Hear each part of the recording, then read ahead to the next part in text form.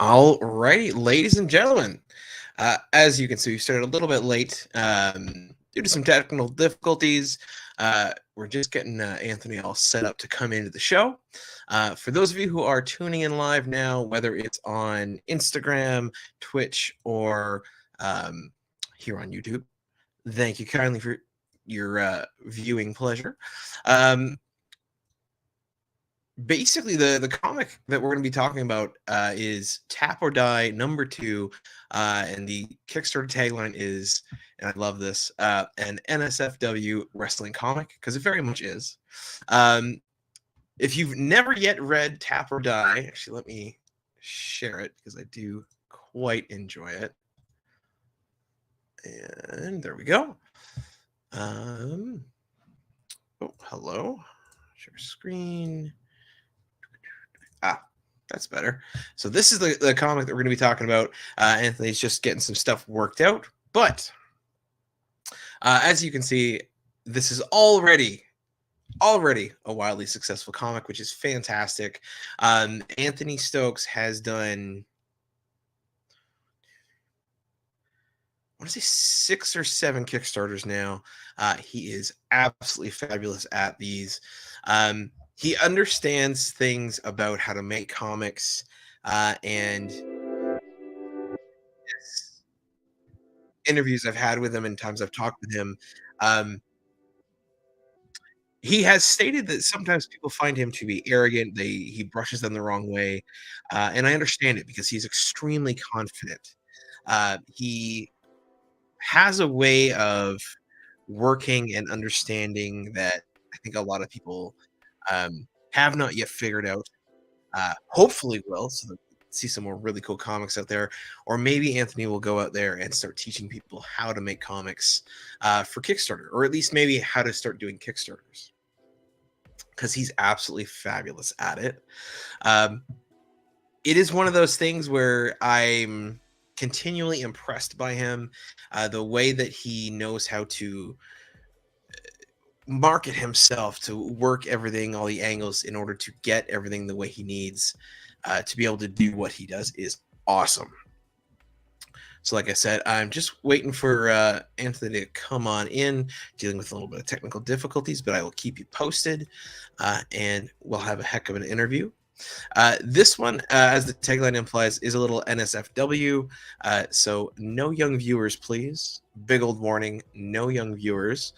Anytime if we do go to show anything that is not PG-13, I will put up another warning, because, you know, I want to be fair to everyone.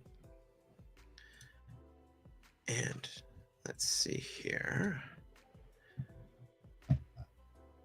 That being said, I guess, you know what, we'll talk about the comic itself. I'm just going to get sort of what I need fired up here.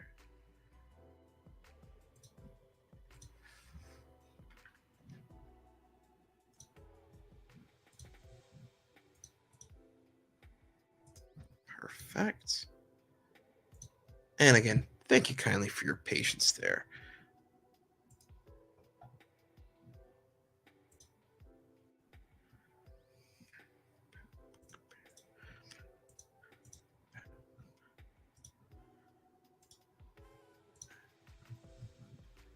Cool.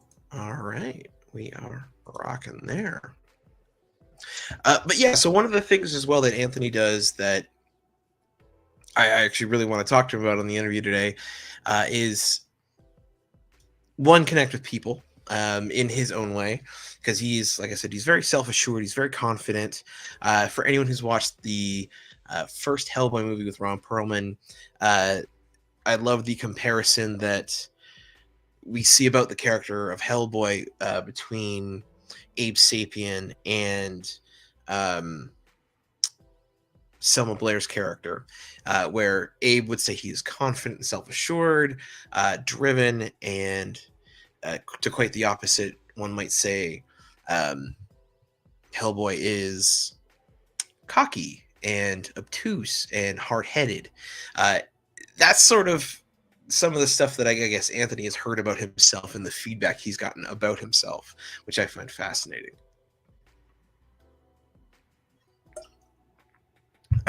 For reference, we have previously had Anthony on the show.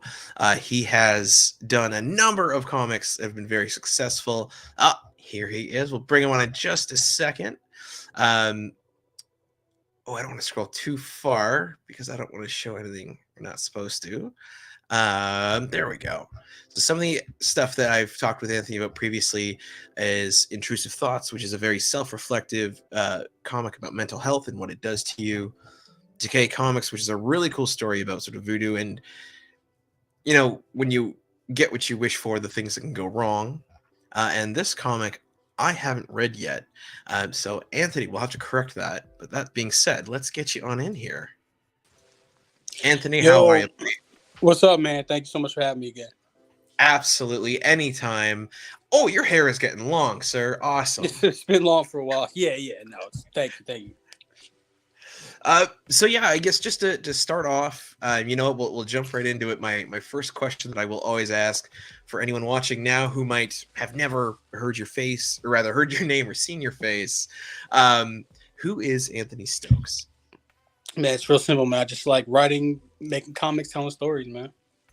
Perfect. And one thing that we've lost. No, I'm good. Sorry. There you are. One thing that I was sort of mentioning to the folks just prior to you hopping in was sort of, this is your, and correct me if I'm wrong, but your 6th Kickstarter? Ninth. Oh my God.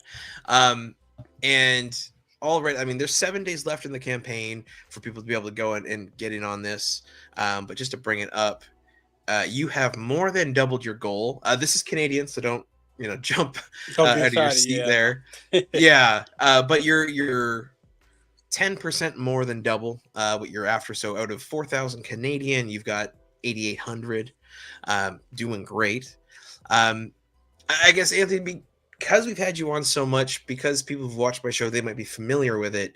I guess I wanted to ask, what do you attribute to your success with Kickstarter? How do you work it? What is it that you think you do that makes you so successful? I think it's all about momentum, right? I think it's one, getting the campaigns funded, and keeping the ball rolling, because it builds off each other. I'm still selling issues of Decay. Nice. This one's my best campaign because I'm selling issues of Tabard 1, as well as Tabard 2. So that's a big thing. I also think optimization is a key, right? I have like a schedule down, and it's not a schedule with dates, but around the time in this campaign, like around this time, I'll order the prints. Okay.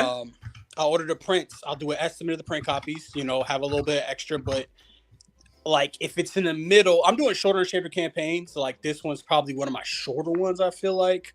Maybe, so it's like, it's not gonna, if a 30-day campaign, like 15 days out, but I'll get that, and then in 3 weeks I'll get the prints, bag it up, box it up, and then ship it out. And I have a thermal printer. I mean, it really is just as simple as optimizing the process and continuing to look at ways to optimize the process. Like, I'm still learning stuff about the on Kickstarter. You can download the CSV like a spreadsheet. I'm learning how to adjust that in ways that are like more productive. Because normally you have to you do it by reward tiers, but I figured out a way to do it just faster, basically. And I'm learning. You can download the referrals on Kickstarter. So let's say one's from BackerKit, it'll say BackerKit, and one's from Twitter, it'll say Twitter, one's from recommendations. You can see in real time, like by the day, what's how your pledges are coming. Oh, cool. I learned that about that last week. So I'm really and I'm on like Discords. When I'm with my friends, I talk about Kickstarter. You know what I'm saying? Like when I'm with my boy Chris Moses or Pat Shan or Richard Fairgray, we're talking about Kickstarter. We're talking about comics, but also Kickstarter. So it's just kind of like, I don't know why I want to say emulsifying yourself. Immense. It's like some kind of word. I'm hungry. It's some kind of like something like just getting inside. Immersing yourself. Yeah. Immersing yourself. You can't. The thing is, and there was this great quote.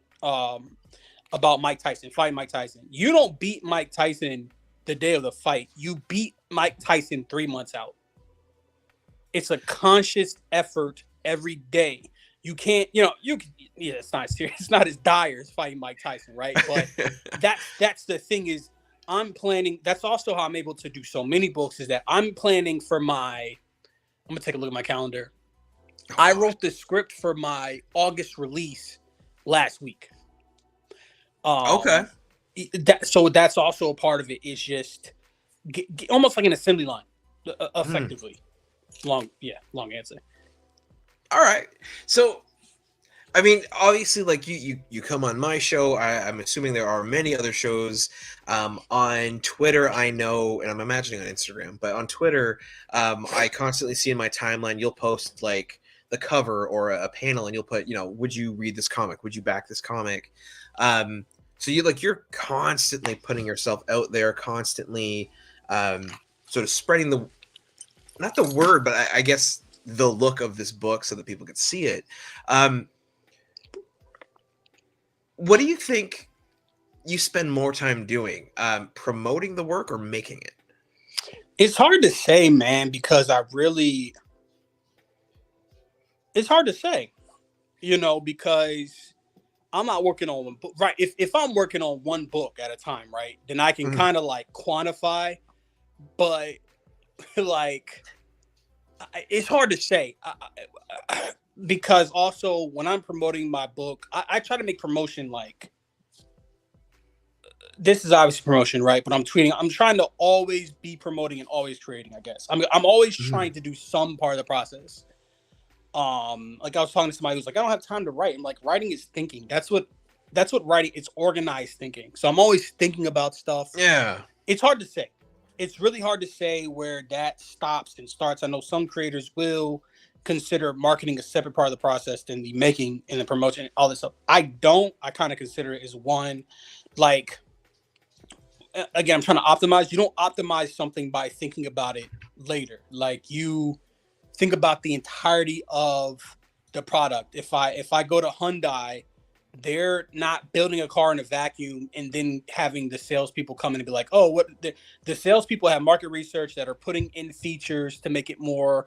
And then, exactly. Interesting. Like it's fascinating that the way you're wording that, because like I have a background in psychology. I got my BA in psychology. And one of the fascinating things that I learned about basically how we learn and how we think of ourselves when it comes to sort of mastery of a skill is when you're not, when you don't have a high level of a skill, you will break it down and say, oh, I'm practicing this specific thing. So say you're learning guitar. Oh, I'm practicing chord progressions. I'm practicing fingering. I'm practicing the notes on the neck. But the higher your skill level gets, you just go, oh, I'm just practicing guitar. And I feel like the way that you talk about making comics on Kickstarter, you've hit a point now in a stride where you're just like, oh, I'm just making comics on Kickstarter. You're not like, oh, I'm writing, I'm marketing, it's just boom, it's the whole thing. So it's fascinating to see where you are now from the first time we ever did an interview.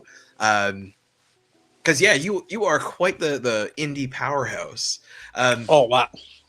I mean, I've never seen someone do what you've done as quick, and just continuously. Like, you've got so many books out. So that being said, while it is great to talk about how to be successful on Kickstarter and what you think makes you successful, it's also great to talk about the thing that you're currently doing. So obviously your book, Tap or Die, #2, is available on Kickstarter now. As mentioned earlier, you're twice past your goal. Can you give a sort of synopsis of what Tap or Die is, what people can expect while reading it, so that way they know what they're getting into when they back this book? Absolutely. So it's about a guy that gets screwed over by the league commissioner, and he goes on a mission to become the ultimate heel. So it's a revenge. I call it like John Wick with wrestling, basically. So a guy has to start from the bottom and work his way up to get revenge on the league. Right on. And so we touched on this before, but I continue to see and maybe because I've talked with you about it and my phone listens to me, it's feeding me wrestling stuff. But there seems to be like a hard overlap between comic nerds and wrestling fans. What was it that sort of drew you into wrestling and making Domino, who we can see here? So yeah, no, and that's what I think that's the best page in my career. I'm gonna be honest with you. I think it communicates so much. Yeah. So I think you're right. I think there's a lot of intersections with comics. I think rap music as well.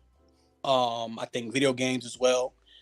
And wrestling. I'm a sports fan. I'm a moderate sports fan. You know, I'm mostly football, some basketball, and I'll watch whatever's on in the background of a bar or whatever. But what's interesting is like in sports, I don't say real sports, but in sports, you won't necessarily get the most interesting thing. In wrestling, because it's narrative based, you get the most interesting outcome. It's so much about the personalities, and I'm basically writing a season of wrestling that I would want to watch effectively. You know. Perfect answer. Yeah, no, it's definitely that. Like, and one thing that I think I appreciate is with Tap or Die, because like you've sent me a copy of it so I could read the whole second issue. So it is already fully made. So it's just people have just got to back it and they'll get it. One thing I think I appreciate a lot is you show the politics, the personal interrelationships, the arguments, and all the sort of stuff, the behind the scenes stuff that, you know, if someone was watching a wrestling program, you know, when the cameraman runs off stage or runs out of the ring, rather, following down the track and going behind stage, that kind of stuff that you get to see, you've really built this whole story. I don't think I've ever asked you this one, and maybe it's more of an obvious question, but I'd love to hear your answer, which is simply, what kind of research did you do for writing this? Like, did you have to really dig into anything? What sort of inspired certain elements to sort of make it up? So it's really about. I watched a couple of documentaries. I watched. There was like this wrestling documentary about. There was like this flight from like the UK to the US. On WWE plane, and like some crazy stuff happened. It's also like kind of like, you know, dealing with, it's kind of like the guy Dick. It's a combination of Vince, and it's also Dana White as well. Oh, okay. So yeah, again, it's really it is, you know, it's not too much. It's not a historical drama, right? So it's more about capturing the feeling. And, you know, like I said, I'm a big sports fan, so a lot of this is just osmosis, you know? Okay, right on. And I think one of the things that obviously I can ask about, and it's right in the tagline, an NSFW wrestling comic. With this comic, you're obviously leaning more into the adult stuff, sexual stuff. You have an array of really cool covers, to be quite honest. Yeah. Hey, we're all adults here. We can all enjoy what we enjoy, right? Yeah. When it came to sort of actioning that kind of stuff, because your other comics are very much, they're dark, but they are very either horror leaning or psychological thriller leaning, where with this one you're allowing it to go in a more adult avenue, I'll say. What sort of made you want to take it that way? Was it just sheer interest? And in sort of, how does it impact the story? Right. So, yeah, the thing is, I think it fits for wrestling, right? I'm only going to do an NSFW book if it fits. And the way that I look at it is there's a lot of, you can explore a lot of themes through sex. You know, you can explore the characters, the character dynamics through sex, in the same way that The Sopranos does, or Game of Thrones does, or that's the kind of way that I look at it. Is that it is that's effectively it. You know, I really don't think too much about it. You know, it's just a part of the culture, and it's, you know, it's cool. Like, people like sex, you know. Absolutely. It was interesting. Well, yeah. I mean, who does it? It's how we're all here, right? Exactly. I guess one thing I think is interesting too is, and I guess I appreciate it, is you're not prioritizing it over like the drama of the story. So in the second issue, again, I do not want to give away spoilers, but some naughty fun times happen. But it is all within the context of Domino through his recovery, meeting back up with people and sort of working everything out.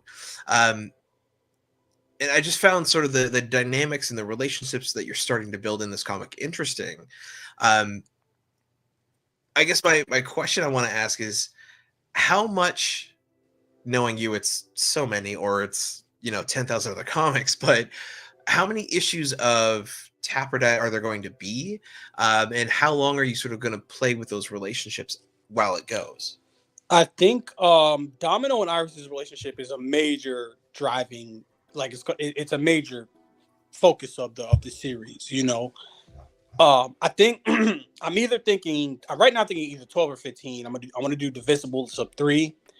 I mean, keep it. Yeah, you want to do the volumes. Like the volumes are a big aspect of it. But I think that's 12 to 15. I think is what I'm thinking. I'm very excited for where the series is headed. And Mhm. big part of relationships or big part of relationships can be sex. Um, and using that as a driving force for the plot in some cases, is going to be really interesting. All right. Now, another character I've come to, I enjoy them when they're on panel, but I absolutely hate them, is the Commissioner, Yeah, Dick. Dick. Great name. Couldn't have been better. Like you said, sort of Dick is inspired by Dana White, Vince McMahon. Um, if you had to describe Dick, uh, what type of person is he? He is somebody that is he's all about the bottom dollar. He's all about what's going to be best for his league. I mean, that's simply that. He'll do anything to meet those ends. I love it. And in the second issue, when Domino has recovered and he's starting to come back, Dick mentions a specific type of match, and I wanted to ask. I'm assuming we're going to get to see that match play out in the third issue. Um, it would involve a lot of choreography and a lot of people in a fairly tight space, and I appreciate we're getting ahead of the issue here, because this issue very much, the second one, builds up into what we get to see next. Have you written, I guess, the particular match, and how has that process been, if you have? No, it's written out. It's written out. So actually, you're referring to it. We can spell it. It's a cage match, which is going to be really cool. And what's going to be, so he has to earn a spot in the cage match. That's what the next fight is going to be. And All I right. actually really like the build up of, it's like, okay, there's a cage match. He has to fight in the cage match. And the cage match is going to be cool because those issues are actually going to be colored. So the book is in black and white. It's going to be a 2-parter issue. Those 2 issues are going to be colored. And it's going to be an in-universe explanation. So it's going to be cool, man. I truthfully think that this is going to be a great series. I really believe that. And I think it's going to get better and better. Like, I think the pilot, I say pilot, but the first issue, the debut issue, sets the table, you put the tablecloth over and you have your guests. And the second, you set the table. And then from there on, you just go crazy. Like, okay, we know our players, and here we go. Right on. I love it. I love the excitement. I appreciate you're probably thinking about 8 other issues prior to that happening, but I'm excited because I know dynamically like how much you can handle and what you can put out, and it's just really cool. Yeah. I think another question that I had for you about this is, for those out there who are not familiar with wrestling, myself included, can you explain sort of Domino's from the league perspective? If Domino wants to be champion, what that entails, throughout sort of a regular wrestling league?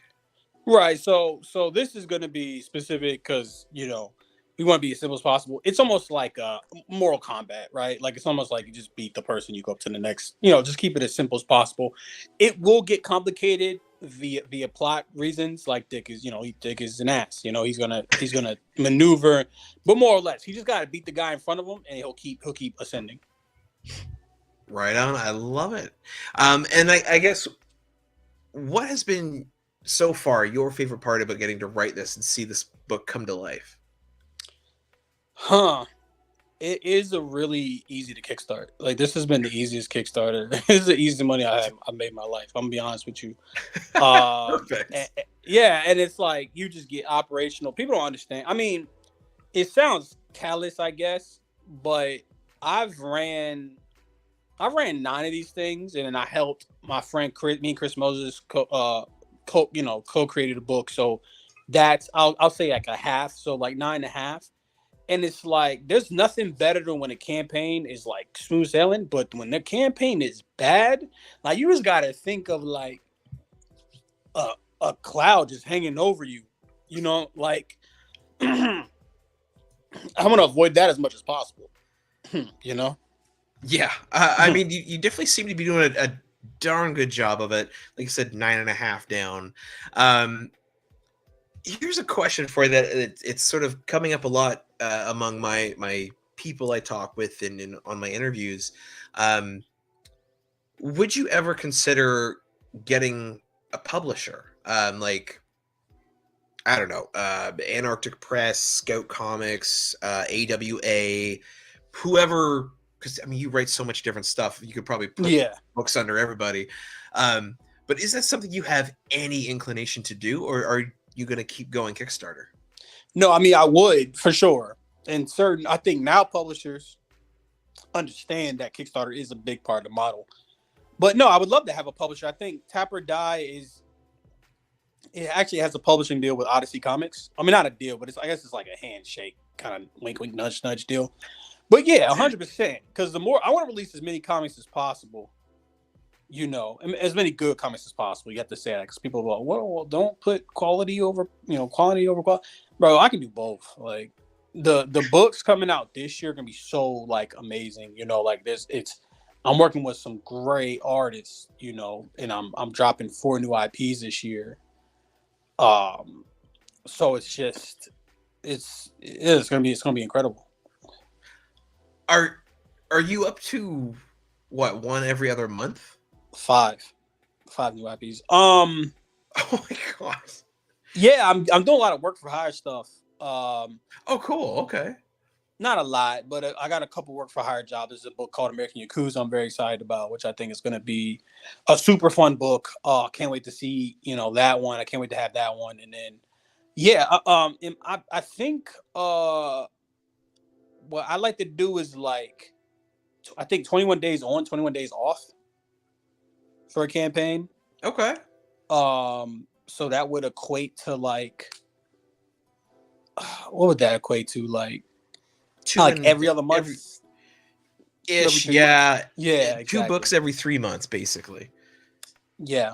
And I think I'm going to start kind of maybe spacing things out a little bit more too. I mean, it's fluid. I'm always trying to be fluid. I'm always trying to like, it may seem rushed. I wouldn't call anything rushed. I think it's all, working in good time and stuff like that for sure. Yeah. I mean, one thing I will say about, if anyone were to say, well, Anthony's putting out bad books because there's just too many of them. Having read the majority of your work, I'm like, nah, like I don't know how you do it. Whatever's working for you, keep doing it. Obviously, you're clearly going to. But yeah, you have a system in place that just allows you to pump this stuff out. You've kind of done this, but I guess, have you thought about making your own imprint? 100%. Yeah, 100%. I'm thinking about making another Kickstarter. I think I plan on making another Kickstarter page, so I can run more in a calendar year. And then I'm doing another one with my friend Moses, I believe. I think so. Absolutely, absolutely. And I would love to get together with some friends and like do a next, try to do the new image or something like that. Yeah, for sure. Like I said, my goal is to and yeah, I think there's an inclination to say that quantity comes at the cost of quality, and I suppose it's true. If I was releasing 2 books a year, would they be drastically better? No, I don't think. I really don't think so. Yeah. I really don't believe so. I mean, maybe the campaigns would do better. I'm just racking up pre-launch followers because I'm only releasing 2 books, so that's a 4-month pre-launch. But the reality is also like I'm trying to get better with every book, so I would be doing myself a disservice to only do 2 books a year, because then I'm only making 2 jumps. Whenever I'm doing Kickstarter, I'm trying new things, so I'd be limiting myself in the things that I can try, how I can experiment. I'd be limiting myself in how many cover artists I can work with, how many artists I can work with, as well. So it's to me it's all encompassing. I think if you can go faster, why not? And if somebody wants to like revel in the fact that they're making 1 book a year and kind of shit on other people because of that, I mean, go crazy. I mean, you can play the tortoise role if you want. I mean, like that's fine. We'll see who wins the race. But like at a point, it's gonna be like the books are gonna start getting drastically better, drastically better. I think Tap or Die was a leap in quality, and then I think that the next book is going to be a leap in. I think the next Tap or Die book, every Tap or Die book is going to be a leap in quality, and then these new IPs are going to be even bigger leaps. And then 2025 is going to be, because what people, I mean, it's hard to say, but it's a game of resources. That's a fact. When you get more resources, you can do more, essentially. So. Yeah, man. Go work at whatever pace you can, but you shouldn't look down at other people because what pace they're working at. Well said. And I think something about, sort of like you said, the more resources you have, the more you can do. One common thing that I've heard among sort of indie creators who do Kickstarters, crowdfunder, Indiegogo, whatever, is the writers, especially if I'm speaking with primarily a writer who's then hiring an artist, the writer can go, oh, I can write, a script in a week, 2 weeks, whatever it might be, and it'll be a good script because they know what they're doing. Much like yourself, I imagine you can probably whip up pretty quick scripts, and then it's a matter of, I just have to pay my writer. And sort of, I think, and I imagine some chunk of the money you've raised from Tap or Die would get used for, pay for the next art on the next book to keep it going. And like I said, you're juggling so many of these campaigns that you're kind of just snowballing. So one, kudos. Now another question that I've got for you to sort of take it in a different direction is, you've worked with a variety of artists, because you yourself, you're not drawing any of your own books, correct? Nope, have not a single talent. Like, my talent is almost exclusively in writing. I'm gonna be honest with you. I mean, fair. And some people might debate that. Some people might. Well, you know what? We'll see the purely made Anthony Stokes book one day. In the meantime, what I wanted to ask is, for the folks out there who want to get into making their own comics, who are interested in it, just like yourself, who are writers, what tips would you give when it comes to how to best work with an artist now that you've worked with so many different artists? I think get as many references as possible. Have a vision, but also be flexible with that vision, because you got to be prepared. You're hiring an artist most of the time for them to bring some. You're not gonna be able to put all the information about the book onto the page, the script. It's impossible. There's so much background details that artists fill in, so you really have to afford them some grace. And what I do often, I try to get compliments I try to get compliments. I try to highlight what's working. And if there's a decision I don't agree with, I will outline why I don't agree. I will say this character Oh, needs to okay. do this, because what that does is it makes you sound like less of a dick, but it also, like, the artist can then understand the decision, right? Like, because you don't want them to feel like Yeah. they're wasting their time, but also you just like you teach your audience, like there's a language teacher audience, your artist will pick up on those same cues and know to do that Right later. on. So that's when you work on when I'm working on a third book with Emilio, he knows what I'm looking for more so with certain beats, and that's how you learn to congeal with another artist essentially. And then if I'm sorry, real quick, and then Yeah, if an yeah, yeah. artist says, "Hey, I want to do this because this that," and it's a good reason, then go with it. You know what I'm saying? Make them feel like their opinion is valued. Yeah, 100%. I mean, that's thank you. So the reason I asked that is because you've worked with so many artists, you and you're getting such good quality books out of them. Clearly you figured something out, and I think the idea of giving not just feedback or not just reference, but the reasoning is fantastic because like you said, you're teaching them to think the way you think about the book. Um, Yes. do me a favor, Emilio, what's his Instagram? Oh, I don't know if he's on Instagram, but it's Emilio Utrera for Twitter, and then he might be. I can check. Let me check real quick to see if he's on Instagram. Oh, I've got him on Comic Vine. Okay, cool. Let me see. Ah, there he is. All right, I'm just gonna bring up his profile so people can see. Because absolutely, we want to shout out amazing artists, and Emilio is definitely that. It's a great cover. So Very many. dynamic. Yeah, exactly. Perfection. Super Then, easy to work with too. oh, great to hear. I'm always interested in that because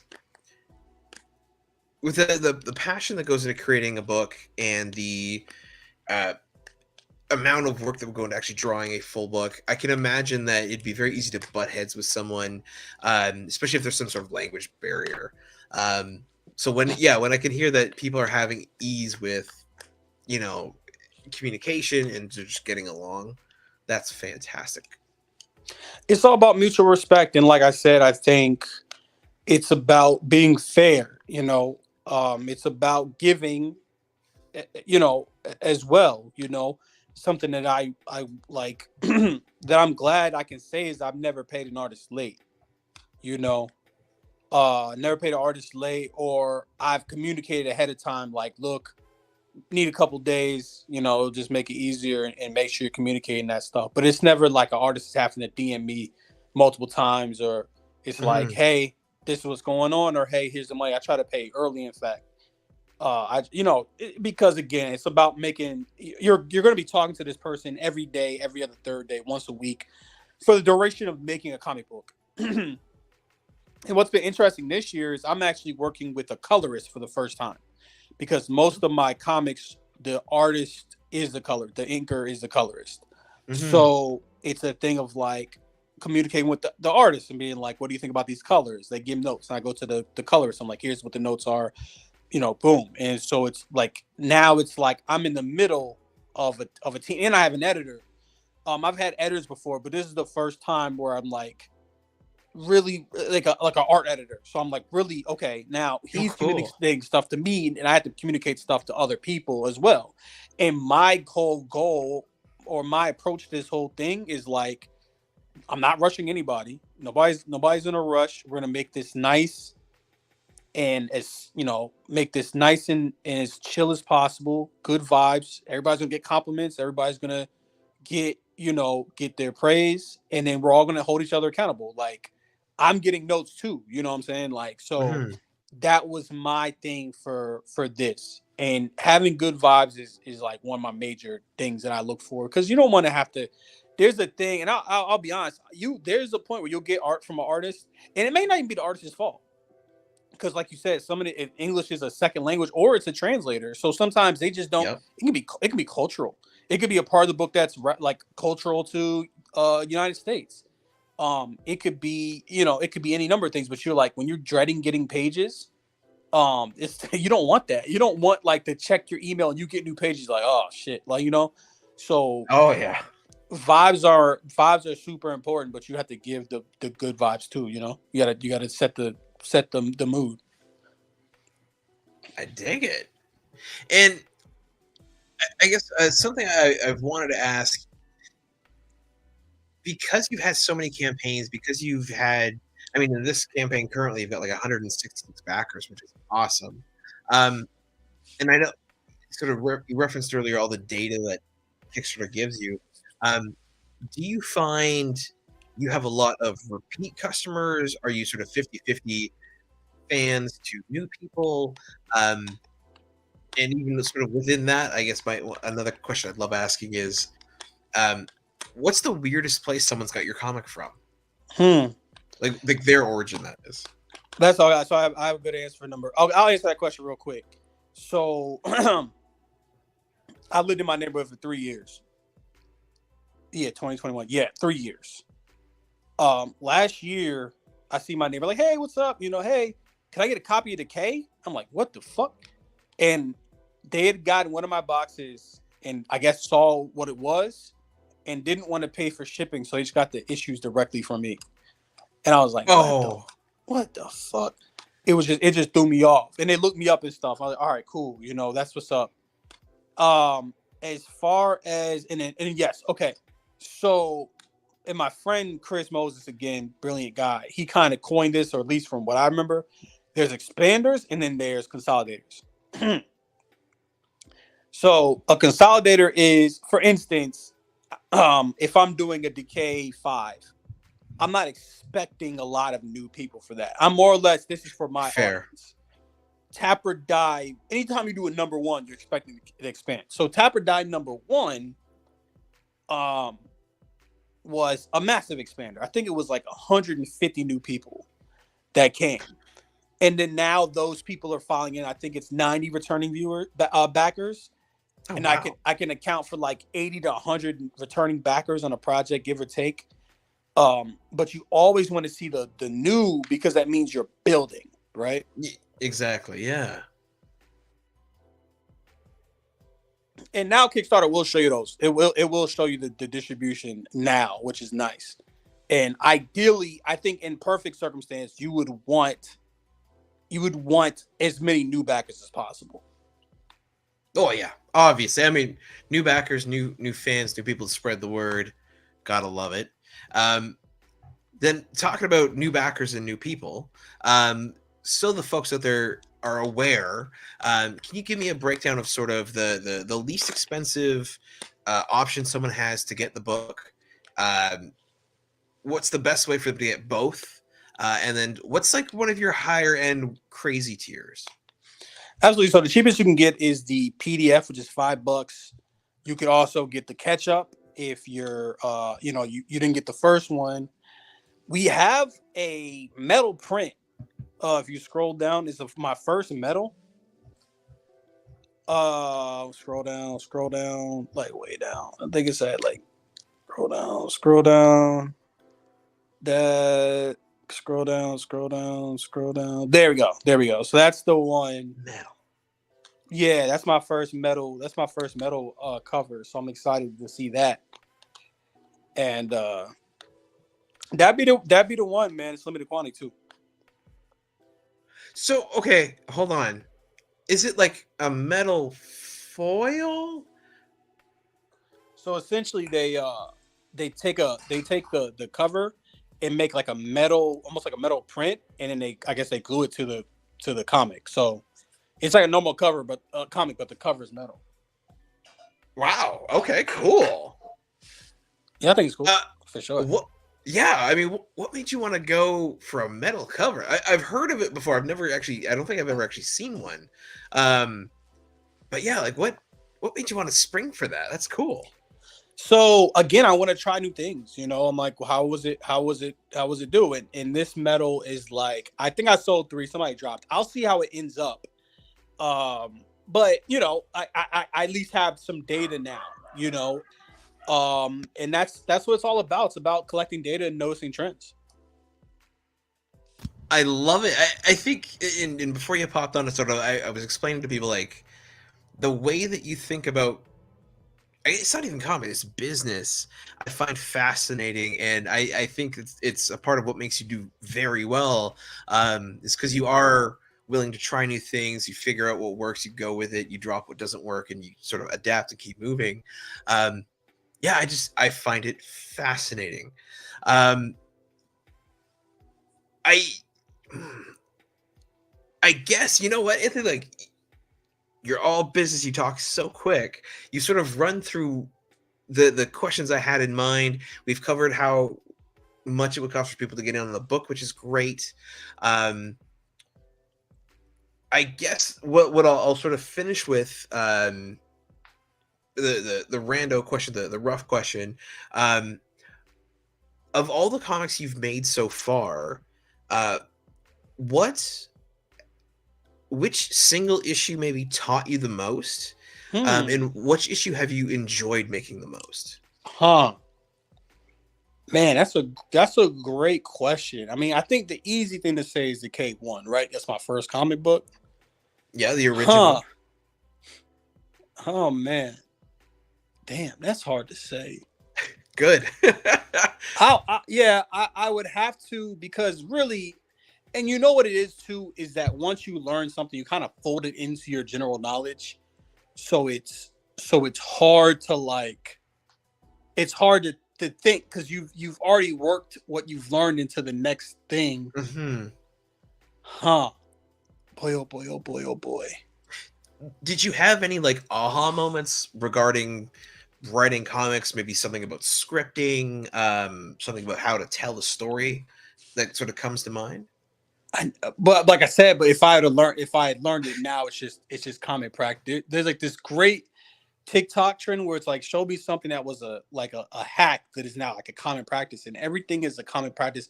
I'm gonna bail out and say the K1. Anytime Okay. you start a number one, it's gonna be, you know, you're gonna learn a lot. You're gonna learn a whole lot. Oh man. Yeah, because for instance, I want to say Intrusive Thoughts 1 is when I got my thermal printer. And now that makes everything easier. But I can't remember. I just been using a thermal printer for forever now in my head. And then what book has been the most fun to make? I'm gonna say American Yakuza. American Yakuza, which hasn't come out yet. The reason why I say that is because all I had to do was write. And I was writing with one of my best friends in the industry, Chris Moses. And we suggested artists, we suggested variants, and I'll throw my 2 cents in, I'll give notes. But ultimately, the labor stuff was put on somebody else. Okay. I didn't have to pay for it either. I got paid for it as well. So you gotta like that. It was a good deal. I won't go into specifics, but Charlie took care of us. I won't go into specifics. But it was the first time somebody really paid me a significant amount of money to write. So I gotta say American Yakuza. I gotta say. All right. Because you've talked about this with me before on an interview. When is this book coming out? Do you know? April. That's what Charlie says. April. Perfect. And how can we get it? Is it going to be a Kickstarter? Is it going to be like I can go to my comic shop and get it? What do I need to look out for to get my hands on that book? If you search American Yakuza on American Yakuza Kickstarter, it should pop up by Charlie McElvey. And then Charlie's trying to get it in the stores, but I think the best way is going to be the Kickstarter. Okay. It's going to be It's a 5-issue volume, and it's cool because he's going to release. He got these individual covers made, and he's going to release the covers. He's going to release the cover set essentially for the issues, so you can get the individual issues in the volume. Oh, okay, cool. So it's going to be like, if you want, here's just boom, a graphic novel. Here's the volume, or here's my 4 or 5 issues that comprise that. Yeah, exactly. And just to be confirmed, this is the correct one, right? Yeah, that's it. American Yakuza. Yeah, this one's going to be This one's gonna be crazy, man. We really had fun with this one. We really didn't, it was. I love things that. One thing I hate.